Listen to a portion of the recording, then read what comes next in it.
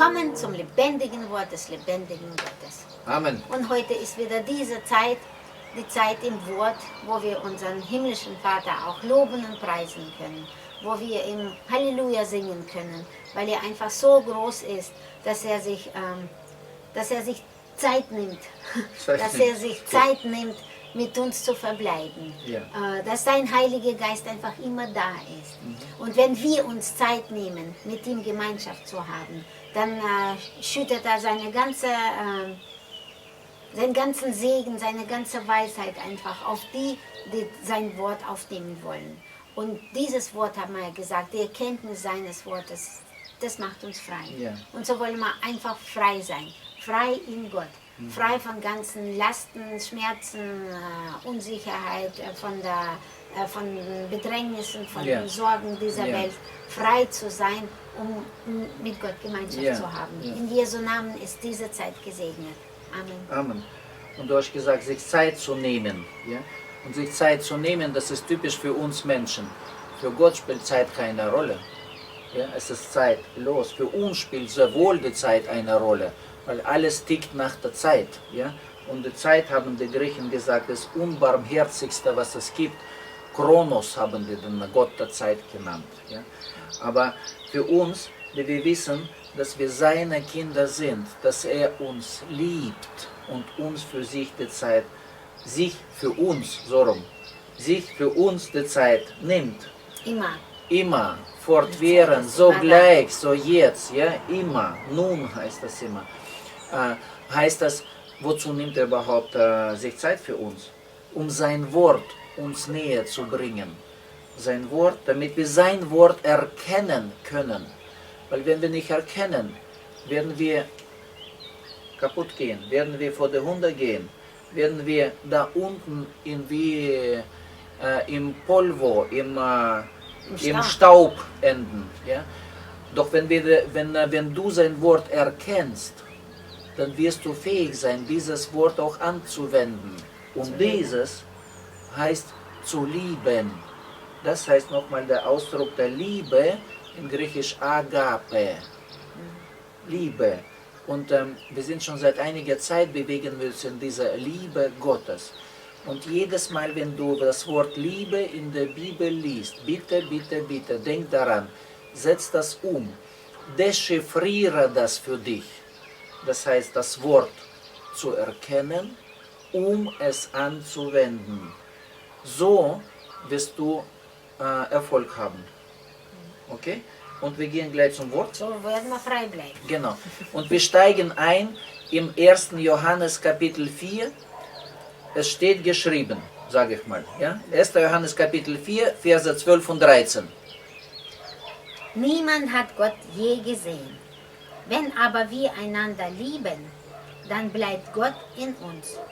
Und seine Liebe hat in uns ihr Ziel erreicht. Bis dahin, Vers 12 war das hier. Das heißt, wie können wir Gott überhaupt erkennen, haben wir schon besprochen, wenn wir einander lieben. Und dieses Lieben heißt auch Agape, praktizieren, ja, Agapeo. Das heißt, wenn wir das Wort miteinander betrachten, um es zu erkennen, um weiter denken zu können und um noch mehr Verknüpfungen dahinter sehen zu können, Kontext zu vergrößern, mehr zu verstehen, um es entsprechend in eigenem Leben hier und jetzt anzuwenden. Das meint das hier, dieser Verb lieben. Wenn wir einander lieben, okay? Was passiert, wenn wir einander lieben auf diese Art und Weise? So bleibt Gott in uns. Er ist das Wort. Das Wort bleibt in uns lebendig. Heil. Macht uns heil. Wir beginnen zu erkennen, dass ich es wirklich vermag. Er hat mir seine Dynamis gegeben. Ich vermag es an seiner Stadt. Ja? Und weiter steht das drin. Und seine Liebe, Agape, das heißt das Wort, was ich erkannt habe, ich habe es erkannt, deswegen ist jetzt sein Wort zu meinem geworden. Richtig? Wenn ich es erkannt habe, jetzt ist das mein Wort, was ich jetzt freisetze. Ich setze jetzt das Wort seiner Kraft durch meinen Mund. Und wenn ich seine Liebe in uns, dann ist seine Liebe in uns vollendet, steht es. Und bei mir steht, seine Liebe hat in uns ihr Ziel erreicht. Ihr Ziel erreicht. Wenn die Liebe, andersrum denke ich gerade, wenn die Liebe sein Ziel in uns nicht erreicht, sprich, wenn wir nicht fähig sind zu lieben, Agape, ja, das heißt, wenn wir nicht sein Wort betrachtend erkennen, um es zu unserem zu machen, dann verpeilen wir das Ziel. Ja. Wenn ich das Ziel verpeile, das Ziel zu verfehlen, heißt Hamarteo, das heißt die Sünde. Ja. Ist interessant, ja? Ja? Die Sünde wird im griechischen Kontext übersetzt, das Ziel verfehlt. Macht nichts, er kann mich wieder aufraffen, kann wieder, deswegen sagt Jesus, macht nichts, schaue aber auf mich. Bleibe du dann, wenn du erkannt hast, er hat wieder das Ziel verpeilt. Macht nichts, aber bleibe nicht auf diesem Weg, auf dem Weg des Abstiegs, sondern begebe dich ins Wort, beginne wieder zu erkennen und du wirst wieder dein Ziel wieder aufnehmen. Wie Großmisaus, ja? Kann um die Ecke fliegen und dann wieder aber sein Ziel verfolgen. Ja, wunderbar. Und weiter, der Vers 13. Dass wir nun in ihm bleiben und er in uns, erkennen wir daran, dass er uns von seinem Geist gegeben hat. Wunderbar. Bei mir steht, hieran erkennen wir, jetzt geht es wieder um Erkenntnis. Wenn ich erkenne, dann ist das meins. Okay? Hieran erkennen wir, erkenne ich, dass wir in ihm bleiben, in Gott. Das heißt, dass ich im Wort bleibe. Hieran erkenne ich, dass ich im Wort bleibe und das Wort in mir bleibt. Er selbst und bleibt Gott, in mir. Gott bleibt in mir. Wenn ich im Wort bleibe, dass er uns von seinem Geist gegeben hat, um dieses zu erkennen. Er hat dir seinen Heiligen Geist gegeben. Und heilig heißt dieser Geist, der zu dir einfach Ja sagt. Er sagt zu dir, ja, ich will dir geben, Psalm 2, Vers 8. Komme von mich und fordere, ich will dir geben. Aber du sollst bitte schon nicht vom Menschen fordern. Du sollst von meinem Wort fordern. Und das ist dieser Geist der Freude, des Friedens und des Langmut. Der Langmut, der Liebe und auch den besonnenen Menschenverstand. Genau. Das ist der Geist. Wenn du erkennst, dass du in deinem Leben keine Freude mehr hast, dann hast du irgendwas von dem Geist verloren. Ja. Dann hast du ihn einfach nicht genutzt in deinem Leben. Und dann sollst du wieder erkennen, dass Geist Gottes ist mit der Taufe, mit der Bekenntnis zu Jesus, hat der Heilige Geist in dir eigentlich schon Platz genommen. Aber du musst ihn nützen. Du kannst ihn nur verlieren. Aktiv, Gott nimmt seine Geschenke nicht zurück. Yeah. Aber du kannst deine Geschenke verlieren. Yeah. Also erkenne wieder, dass dir das geschenkt worden ist und nehme das in Anspruch für dich. Nütze das und dann wirst du wieder Freude und Frieden im Leben. Wunderbar, dass du gesagt hast. Da denke ich jetzt am zweiten Brief des Timotheus, Kapitel 1, Vers 7. Das, was du gesagt hast. Das steht bei mir, 2. Timotheus, Kapitel 1, Vers 7, da steht gerade über dieses Geschenk, was wir von Gott bekommen haben, seinen Heiligen Geist. Denn, steht bei mir, denn Gott hat uns, dir und mir, nicht einen Geist der Furchtsamkeit, der Angst, der Zweifel und so weiter, der Verzagtheit, Mutlosigkeit und Feigheit steht bei mir in der Fußnote.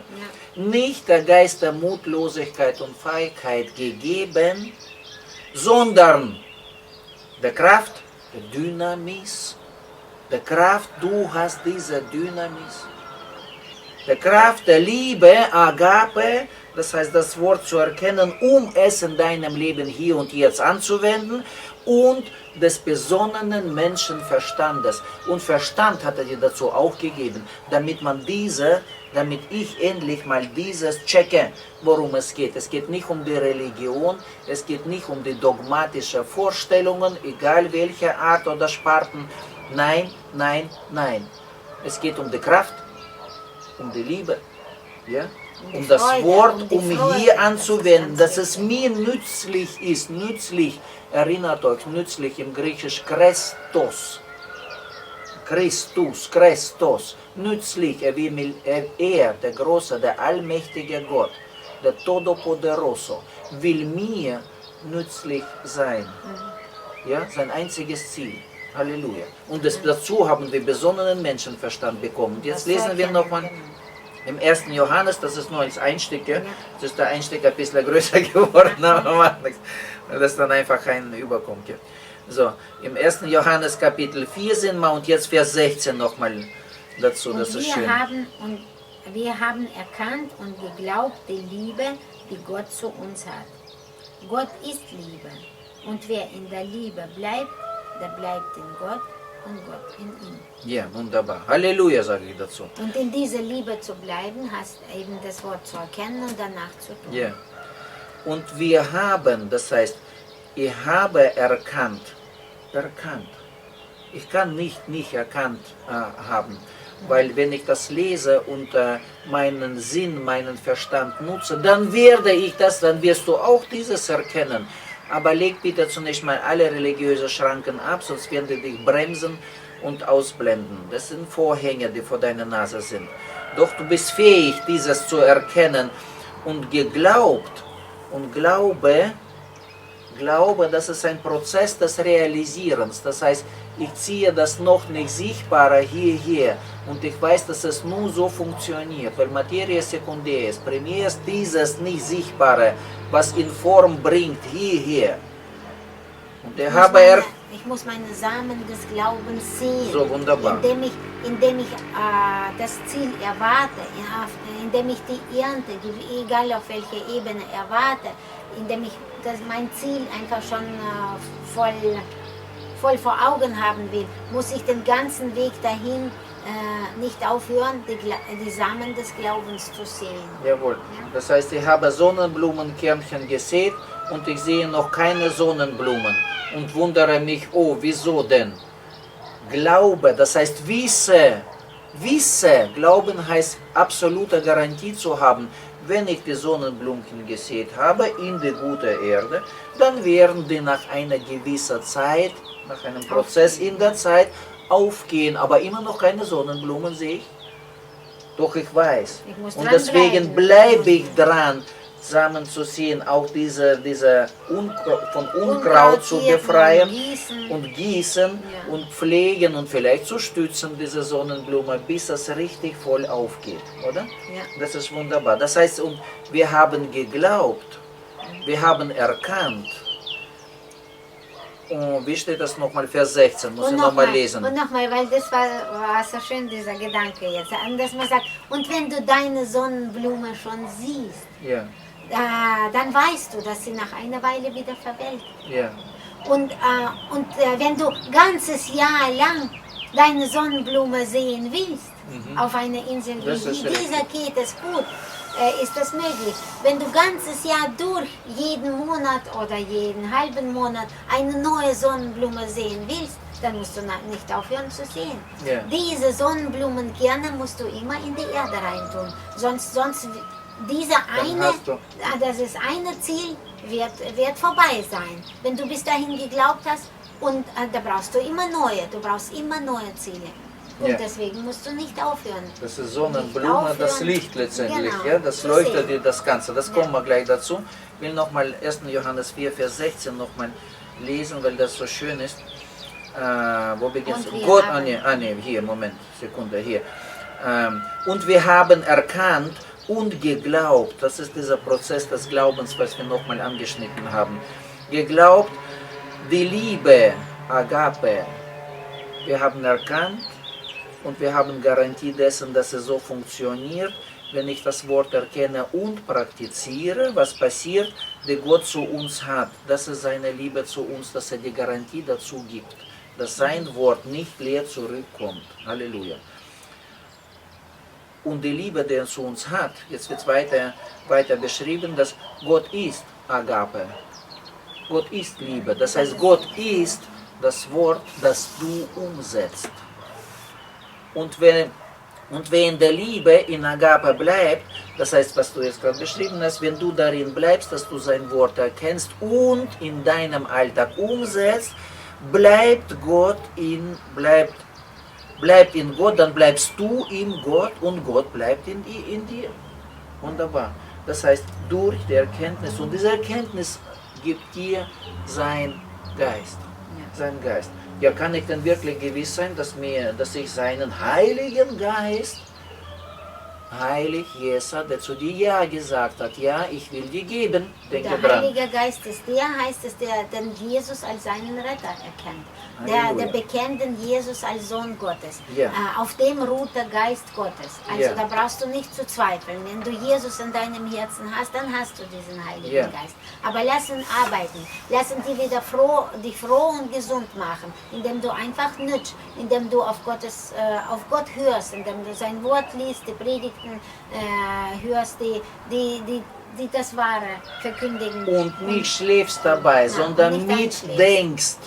Ja, nutze deinen Verstand, ermuntern, beleben, lebendig machen, erfrischen und gesund machen, heil machen, lebendig, okay? Und als diese Zuversicht, nochmal, wir wollen nochmal zum Schluss jetzt vielleicht diese Zuversicht hier rüberbringen, dass es wirklich so ist.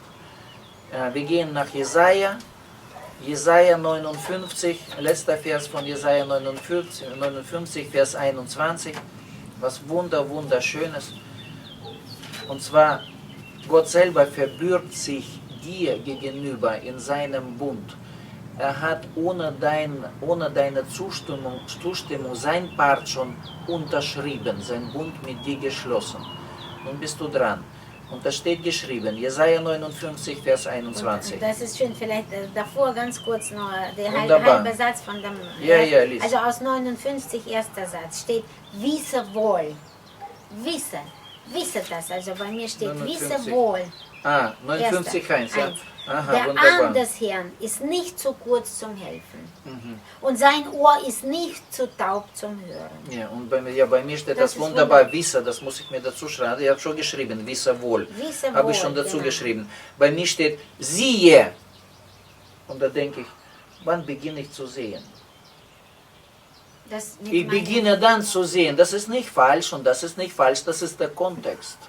Das heißt, ich beginne dann zu sehen, wenn ich beginne zu erkennen, um es zu wissen. Wenn ich weiß, dann kann ich sehen. Das ist das, was der Karl Friedrich von Weizsäcker gesagt hat, zu erkennen, was wir gesagt haben, erkennen, nachzusinnen, um zu erkennen, heißt zu wissen, zu sehen. Zu wissen, was es bedeutet. Wisse wohl. Das heißt, siehe, die Hand des Herrn ist nicht zu kurz, um zu retten, um dich rauszuholen aus deiner Misere. Und sein Ohr ist nicht zu schwer, um zu hören. Er sagt, spreche zu mir und wisse, ich höre dich. Und sei dir gewiss. Und jetzt gehen wir zum letzten Vers. 21. Dann heißt es, dies ist der Ausspruch des Herrn. Dann bei mir steht, dies ist mein Bund. Das ist interessant, der Ausspruch oder das Wort, das ist immer sein Bund. Es steht geschrieben, okay. Ja. Steht, so soll mein Bund mit ihnen wunderbar. sein. Also mit diesen... mit dir. Quasi.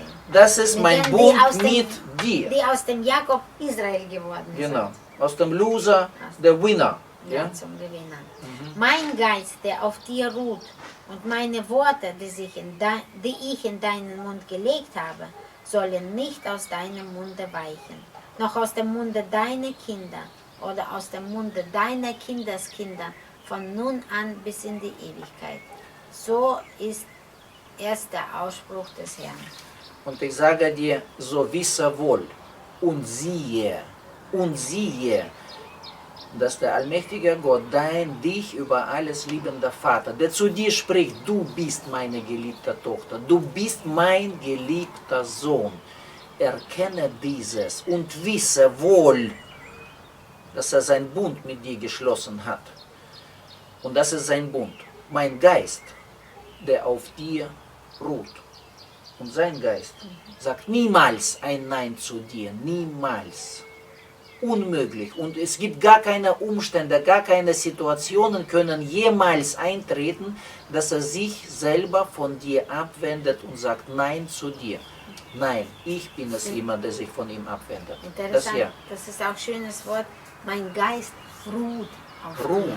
das ist wunderbar. Er liegt nicht einfach schwer wie ein, er will mich nicht erdrücken. Wie ein Joch. Er will mich nicht erdrücken, er Ballast. will mich nicht überbelasten. Nein. Er will mir kein Joch auflegen, genau, sondern er ruht auf mir. So, gestern hat unser großer Sohn Christian uns da Bilder geschickt, die in Japan oder wo, aus Japan, auf Fujiyama, auf dem Vulkan, wie die Wolken liegen. Und in mehreren Schichten. In mehreren Schichten irgendwie so fast wie ein Tempel, so so richtig ganz interessant. Oder manchmal wie bei uns auf dem Teil eine Wolke liegt, wie eine Kappe, wie eine Kappe. Die ist so luftig, so zart. Die kann diesen Berg nicht zerdrücken. Denk mal, das ist ja nur ein Vulkan, was ist, aber das ist ja nur Steine, die kann man, also, belasten. Wenn jetzt irgendwas auf dich lastet, wenn irgendwas auf dich gelegt wird, dann kann dich das zerdrücken. Dann ist es nicht sein Geist. Dann ist es aber nicht sein Geist.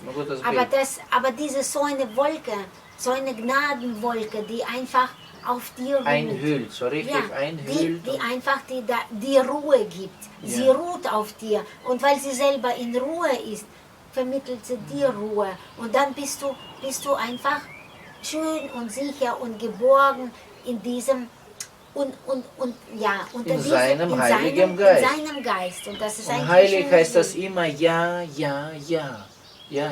immer yes, fortwährend. Und das ist wunderbar. Und das ist sein Bund mit dir. Mein Geist, der auf dir ruht. Und meine Worte, und durch diesen Geist, jetzt beginnst du sein Wort zu erkennen. Deswegen sagt er zuerst, mein Geist, der auf dir ruht.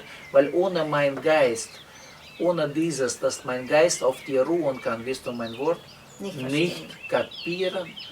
Du wirst das nicht hören und sagen, was ist das für ein Gelaber. Ich denke was anderes und du wirst leer ausgehende Zeit damit vergeuden. Doch wenn dein Geist, dein Heiliger Geist, zu dir Ja sagt, zu jedem deinen Anfang, Ja sagt, mein Geist, der auf dir ruht und mein Wort, meine Worte, die ich in deinen Mund gelegt habe, er hat sein Wort, Logos, in deinen Mund gelegt, in mein Mund gelegt. Er hat schon das gelegt. Und das ist sein Bund, der dir zusichert unter Garantie, unter seinem Eid, diese Worte werden nicht aus deinem Mund weichen. Warum? Weil das Wort Logos, als wird mächtiges Geschehen, brauchst du, um deinen Alltag zu kreieren, um das nützlich, Christus, dir nützlich zu machen, um deine Umstände zu überwinden, um zu sehen, trotzdem durch den Vorhang der Umstände. Wenn du das erkannt hast, wirst du das gar nicht loshaben wollen. Natürlich. Wirst du diese Worte an dich reißen. Das ist das Kreative, so oder? Sein, genau das zu nützen, weil du verstehst und siehst die Früchte deines Glaubens, die aus diesen Worten kommen, dann wirst du sie nicht loshaben wollen. Es ist Logos, das ist das Kreierende. Ja? Du wirst zu einem Creator, statt ihm, nach seinem Bild. Er legt sein Wort in deinen Mund. Er hat diese Worte schon in deinen Mund gelegt und sie werden aus deinem Mund nicht weichen, noch aus dem Mund deiner Nachkommen, deiner Kinder steht bei dir. Und dann auch Kindeskinder. Noch aus dem Mund der Nachkommen deiner Nachkommen. Das ist sein Segen. Er garantiert dir. Er garantiert dir. Und das steht, von bis nun ins an, bis in die Ewigkeit. Von nun. Von nun an. Ab diesem Moment, wo du dein Ohr aufmachst und beginnst zu sehen, zu wissen, wohl zu wissen, haben wir gelesen. Ja, wunderbar. Spricht der Herr. Das ist sein Bund. So und ist sein der Wort Ausspruch gilt des Herrn. von nun an bis in Ewigkeit. Halleluja. Und nächstes Mal gehen wir weiter und steigen wir in diesen Kontext. Was nun mit diesem Geist? Wir haben ja gedacht, wir gehen da ganz schnell durch. Aber naja, umso besser, umso ermunternder. So wie der Geist uns führt, heißt, wunderbar. Bleiben. Und das hat keine Ruhe, Zeit. im Wort zu ruhen.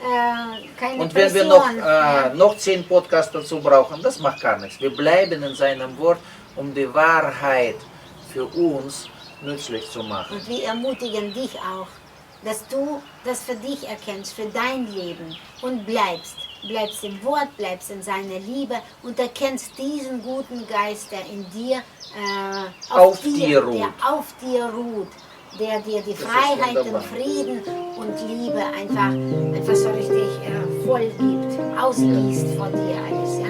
Überfließt. Nimm es an. In Jesu Namen. Amen.